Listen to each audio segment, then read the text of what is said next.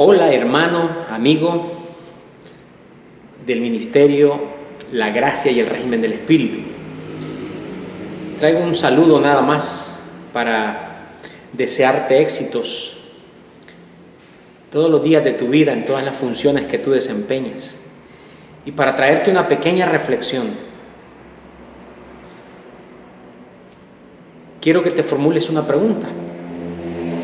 ¿Has seguido tú una doctrina o has seguido tú una historia?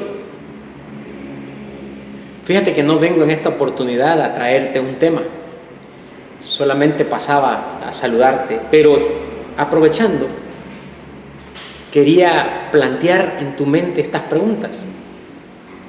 ¿Crees que el Evangelio es una historia o crees que el Evangelio es una doctrina?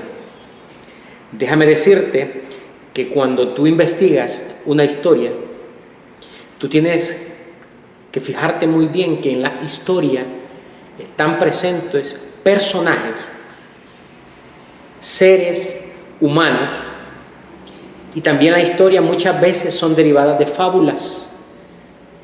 Las fábulas contienen también animales y al final tienen una aplicación, lo que se conoce como una moraleja.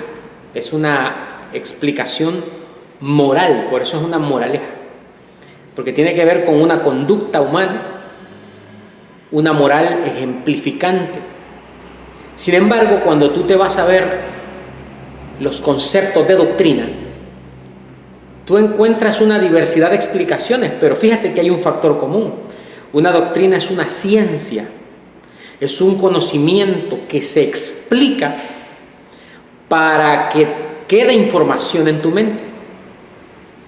Entonces la pregunta en esta oportunidad es, ¿tú sigues una historia o sigues una doctrina?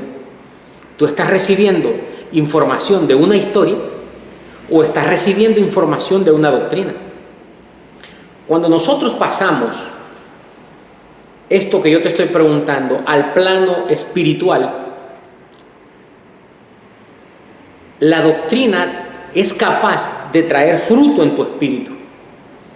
Cuando nos referimos a Dios, el Señor tiene una doctrina, tiene una forma de doctrina, y es algo que cuando tú lo enseñas, no lo enseñas con ejemplos, no lo enseñas con figuras, no lo enseñas con personajes, sino que lo hablas, si es de Dios, con el poder del Espíritu. Y fíjate que Pablo dice en 1 Corintios 2:13 que debemos aprender a acomodar lo espiritual a lo espiritual sin hacer uso de las palabras enseñadas por sabiduría humana, sino con las que enseña el Espíritu, acomodando lo espiritual a lo espiritual.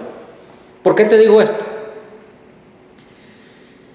Porque cuando tú lees, fíjate que yo nunca uso nada que esté fuera del fundamento, pero voy a usar esto como un ejemplo. Lucas 1:1. Dice Lucas que a él también le dio la gana, puesto que ya muchos habían tratado de poner en orden la historia. Fíjate, Lucas es muy específico cuando dice la historia de las cosas. La historia conlleva personajes. Ahí tú encuentras a un Jesús. Ahí tú encuentras, fíjate bien, a un Pedro, encuentras a un Judas, porque ellos cuando escriben la historia, cuando la inventan, ellos se involucran en ella. Ahí tú ves milagros, ahí tú ves una multiplicación de panes y peces, ahí tú ves caminar a un hombre sobre el agua, porque te están contando una historia. Y al final de esa historia, cuando tú te paras a ver esa historia muy bien detenidamente, siempre hay una moraleja. ¿Acaso donde tú vas no termina tu líder dándote un consejo? Aplicando esa historia a la moral.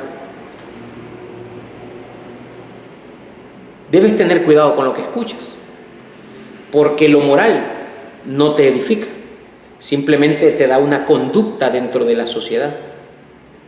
Pero la doctrina, que es para tu espíritu y que es capaz de traer lo celestial a tu mente, te deja un fruto Por el contrario, la historia lo único que hace es sacarte, pero no información, sino que te cuentan una historia y luego te la cobran con diezmos y ofrendas.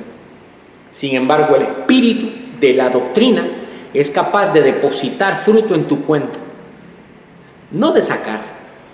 Es decir, tú diezmas la palabra, tú siembras la palabra, pero la historia y la doctrina son cosas que se oponen entre sí. Es como decir que la historia es la parte carnal y la doctrina es la parte espiritual. Tú me dirás, sí, pero es que yo escucho una historia y yo he aprendido toda la historia de cómo Elías mató a los profetas de Baal, de cómo Sansón botó los pilares del templo, de cómo Noé construyó el arca conforme a unas medidas. Y tantas historias más que se han inventado que terminan siempre aplicándose a una moral. Terminan con una moraleja. Y si terminan con una moraleja, son productos, esas historias, de fábulas.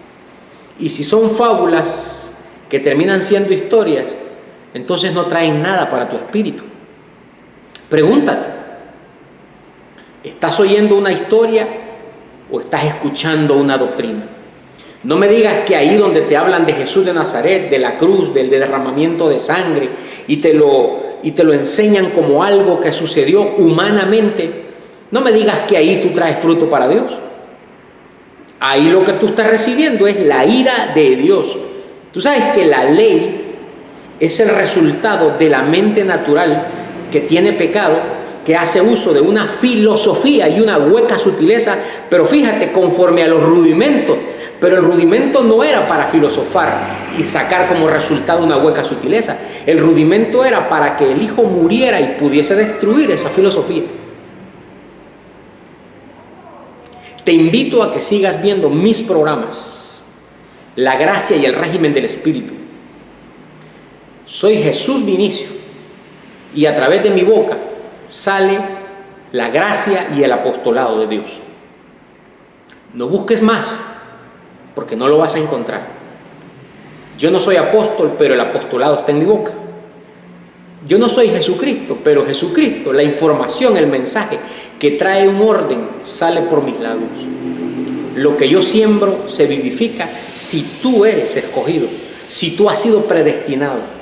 Si tú no has sido predestinado y escogido para este llamamiento, hermano, tú vas a terminar juzgándome y poniendo la historia, que es la iniquidad, la humanización de la doctrina, cuando dice que cambiaron la gloria del Dios incorruptible en semejanza de imagen de hombre corruptible, de cuadrúpedos, de reptiles y de aves, porque en tu historia hay reptiles, hay una serpiente que hablaba en un huerto, hay aves que tipifican el Espíritu Santo. Hay hombres corruptibles que tipifican a todos esos que la doctrina habla, como Jesús, como Moisés, como Abraham, como Melquisedec, como Cristo. Hay cuadrúpedos cuando tú me hablas de las ofrendas que hacían en los templos con el derramamiento de sangre. Esa es la ley que tienes que erradicar de tu mente, deshumanizando la doctrina que te ha tenido yo no sé por cuántos años sumergido en la iniquidad y por lo cual la esposa no puede llegar al marido. Porque dice que la ley está sujeta al marido, está sujeta en tu mente porque se ha sentado la iniquidad. Cuando tú llegas al rudimento, mueres en la letra y eres capaz de darle vida a lo que tú siembras, porque tú has pasado de muerte a vida. Sigue viendo mis programas que te aseguro cambiarán tu forma de pensar. Esta palabra, este orden de Melquisedec, que trajo cambios permanentes en mi forma de pensar porque me hizo apostatar correctamente para llevarme a la perfección, puede hacerlo también contigo. Un saludo, suscríbete a mis canales en YouTube, en Twitter, en Facebook. Un saludo, bendecido.